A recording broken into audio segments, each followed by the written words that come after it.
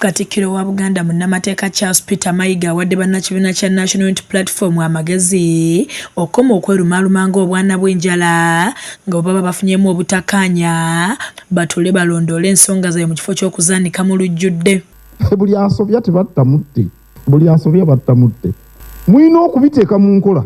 Nze mukulu wammwe nga Katikkiro wa Buganda nyina ebbeetu okukibagamba. Bano nga bakulembeddwamu akuli oludda oluwabula gavumenti mu Parliament Honorable Joel Ssenyonyi leero bakiise embuga ng'ekibatutte kuwagira nteekateeka ya Ssaabasajja Kabaka ey'emisinde mu Bunabyalo egy'amazaalibwa ga Kabaka egiriyo nga 7 omwezi ogujja.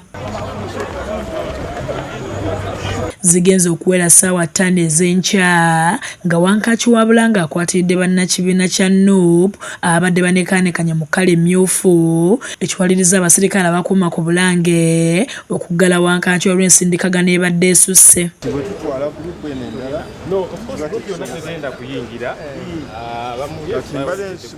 Abakulembeze beeronzeemu abatonotono ne bayingira mu woofiisi ya Katikkiro mu nsisinkano etakkiriziddwamu bannamawulire nga n'oluvannyuma basinkanye bannamawulire mu kisenge ky'abagenyi. N'obukadde 21. Honorable Ssenyonyi ayanjulidde Katikkiro ensonga ezibaleese embuga n'awera nti baakufuba okulaba nga bawagira enteekateeka z'abeene. Okera ddala okwetaba mu misinde gino, ekyokubiri okwanukula omwanga gw'abeene, ekyokusatu omulamwa ogw'omwaka guno gwa byabulamu.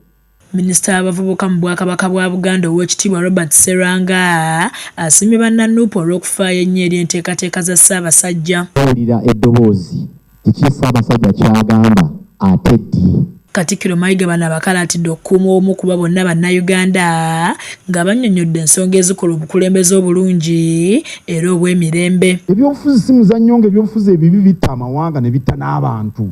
Ebyobufuzi nsonga nkulu ekyenkaniddawo kyemubamula sitwagala bakazannyirizi mu byabufuzi kubanga kazannyirizi tamanyi muwendo gw'ekyo kyalimu.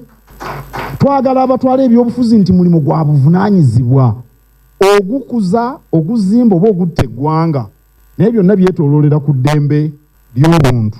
Nsonga nkulu mwe abali mu kuvuganya mu kitwale nti kikulu nnyo kubanga ekiseera bwe kirituuka ne mutwala obuyinza nammwe ne mutasa kitiibwa mu ddembe ly'obuntu. Ensi mulima mugisuddeyo mukitandike kati. Abageredde olugero olugamba nti bw'olaba agabwa geerwanya ng'omanya ati gaagala kuluma mukama waago nga kino basaana okukyewala bwe baba nga baakutuka ku biruubirirwa byabwe. Mulina okuyiga okugumiikirizigana, buli omu n'agumiikiriza munne. Mulina okuyiga okusiŋŋanamu ekitiibwa. Mulina obbiiga kati nga muli mu ludda oluvuganya kubanga bw'otabiiga nga tonnafuna buyinza ate olwo bw'onoobufuna onooba ogambwako. Bw'asobya mumuyite mutuule mwogere. Bwe muneemanyiiza okwevuma ekinaddako kwegwa mu bulago bwe kiri ekinaddako kwegwa mu bulago. Bwe muneegwa mu bulago nga tebibalemye anti agabwa ageerwanyalwanya gaba gaagala kukola ki? Oluvannyuma bakwasizza emijoozi egy'obukadde 2 beetabe mu misinde mu Bunabyalo egiriyo nga 7 omwezi ogujja nga kino giteekeddwa okusonda ensimbi ez'okuyamba ku kulwanyisa endwadde lumala abantu eya siriimu. Abasajja b'obukulembedde bano bazaale batandiikiriza abaana abawala ekyokutaasa omwana ow'obuwala kiri awo temuli ekisinga obungi fe abasajja fe tutandika.